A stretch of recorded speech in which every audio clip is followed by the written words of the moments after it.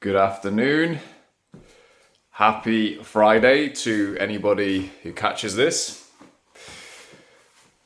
I just wanted to come in today in this video with a quick discussion of a topic I think is actually really interesting. It's a topic a lot of students have asked me about over the years. I'm sure actually a lot of teachers have had these kinds of questions leveled at them.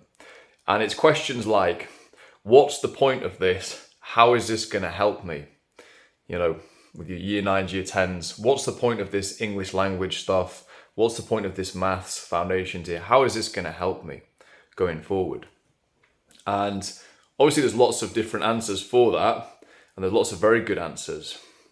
But one interesting angle that I haven't heard discussed too much is, what is the monetary value of a GCSE? What is the financial gain likely for a student if they get a pass as opposed to a fail? Let's just say the two core subjects, English and maths.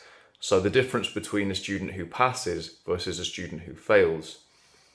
How does that work out economically down the line? So this is a topic I actually researched a couple of years ago. I did quite a lot of research into it.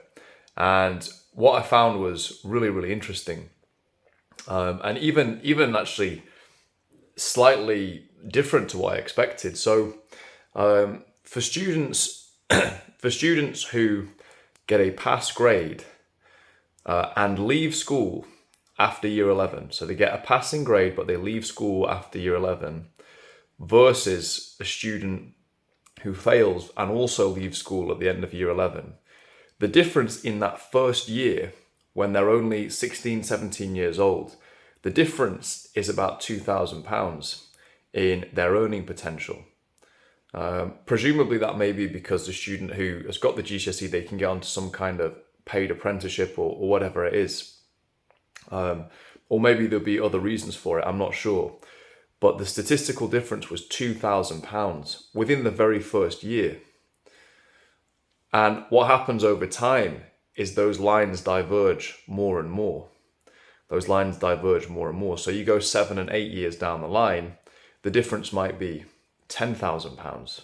You know, it was hard to find very long-term data when I looked. It probably does exist. But I found that very first year to be such a fascinating difference. You go, wow, even in the first year, there's a big economic difference. And as I say, those lines spread even wider as time goes along. And that's just for the GCSE. There are other, obviously there are other things as well. There's the A-level, there's degree and so on. But those are whole different discussions.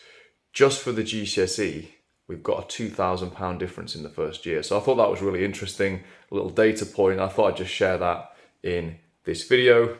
Have an amazing weekend, anyone who sees this, and I'll catch up again next week.